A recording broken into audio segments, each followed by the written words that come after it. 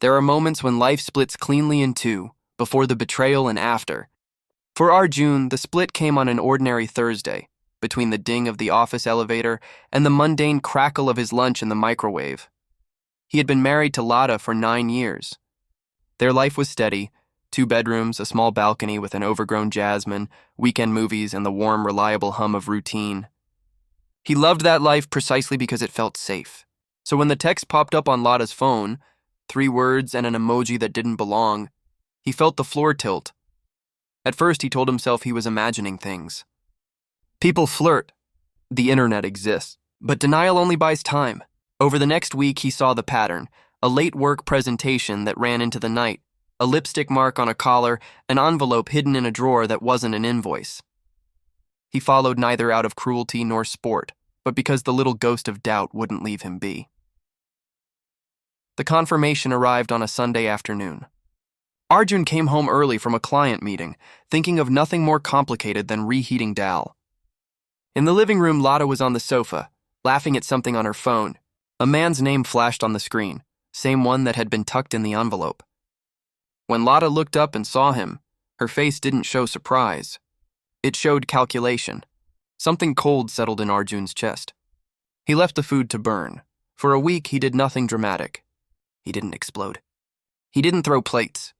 Instead, he built a quiet dossier: screenshots, timestamps, receipts for dinners that didn't include him, small facts that added up. He spoke to people who mattered: his sister, an old friend at Lata's company, the neighbor who took late-night walks past their flat. He hired a lawyer the way a careful person hires insurance, not to wage war, but to be ready. The plan wasn't born from hatred so much as the need to reclaim the story of his life. If Lata wanted to change their narrative by lying and stealing, he would rewrite it in a way she couldn't edit. He chose the fundraiser. Their social circle loved the annual arts fundraiser at the gallery across town. Lata always shone there. Warm laugh, the right anecdotes, the kind of kindness that gets photographed for charity brochures. To everyone else, she was the kind of woman you'd bring home to meet your parents. To Arjun, she had a different face. He knew hallways would be full of sympathetic ears and a camera crew of acquaintances. If he was going to expose her, it would be where the effect would be loudest, among people whose opinions mattered to her. He didn't want cruelty. He wanted a surgical reveal that convinced anyone who saw it of the truth and left him intact. On the night of the fundraiser, Arjun arrived early with a calm he'd been cultivating for 2 months. He greeted friends, laughed with colleagues, and nodded at the same people who would later offer their condolences. Lata arrived looking radiant, arm in arm with a man he didn't know, an executive from her company, impeccably dressed, laughter practiced. The room hummed with approval. Arjun made his move when the MC called for Stories of Impact, a segment where benefactors talked about their motivations. He volunteered. People clapped. Cameras turned. He stepped to the mic, feeling suddenly like a conductor before an orchestra, every breath measured. "I want to tell you what impact looks like," he began, voice steady. "It looks like being honest when it's hardest. It looks like admitting failure instead of covering it up. It looks like protecting the people you love, especially the ones who don't expect to be protected." He paused long enough for the words to sink in, then produced a small tablet from his suit jacket.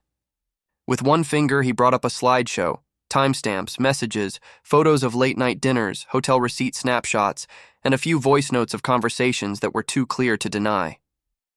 The room's murmur crept into silence. Lata's smile froze. He didn't shout.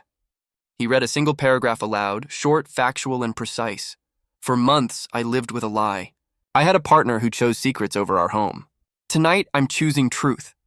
He let the images play, no commentary, only evidence. The reaction was immediate. Chairs scraped. Conversations stopped mid-word.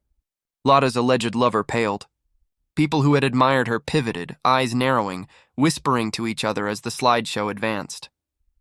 A few people sniffed. Someone in the back muttered, "I had no idea," in the kind of voice that admits betrayal is easier than ignorance. Lata lunged forward, voice sharp with panic. "Arjun, you can't—" She tried to seize the tablet. Arjun stepped back without touching her.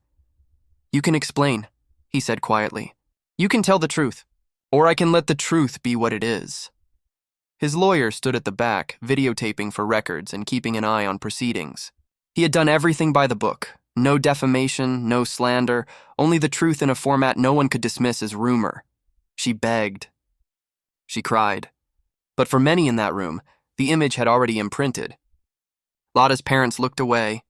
Her friends avoided her eyes. A reporter who'd come for the charity's glamour approached Arjun for a comment, then quietly stepped aside to call a colleague. The fundraiser's PR team scurried, not wanting the charity's name tangled in personal scandal. The MC awkwardly closed the segment, and the band began filling the room with a lullaby of small talk. That same week, Arjun filed for divorce with photocopied evidence attached. He made sure the lawyer sent a letter to her HR department, professionally worded, factual, indicating potential conflicts of interest and policy violations. He did not slander. He presented facts where facts were due. In the following weeks, Lata's career took the expected hits: sideline projects, absent invitations, the quiet professional distancing that often feels worse than an outright firing. Friendships thinned. She reached out to him, pleading and promising, but he had built his response from a different substance than his own anger: dignity. Revenge had a shape for him that was not about breaking, but about repair. Exposure was not about spectacle. It was about prevention. Preventing Lata from continuing to rewrite their shared life in secret, preventing her new lover from stepping into his role without consequence, and preventing silent complicity among friends and colleagues. In months that followed, Arjun rebuilt. He moved out of the flat where the jasmine died and rented a small house with a sunny balcony. He kept the heirloom watch his grandfather had given him and taught himself to cook dal again, the way he had before marriage when everything felt possible. He dated slowly, skeptically, and once, when a friend asked if he felt satisfied, he surprised himself by saying no, and then adding, "But I feel clear." Lata's life did not end in ruin. People are resilient. But it changed. She faced consequences that required her to examine choices she had made in corners far from public light. Arjun never wanted to humiliate her for humiliation's sake. He wanted truth to be the foundation for the next chapter of both their lives. Payback, he learned, was not about retaliation. It was about refusing to be erased, about making sure truth had a witness.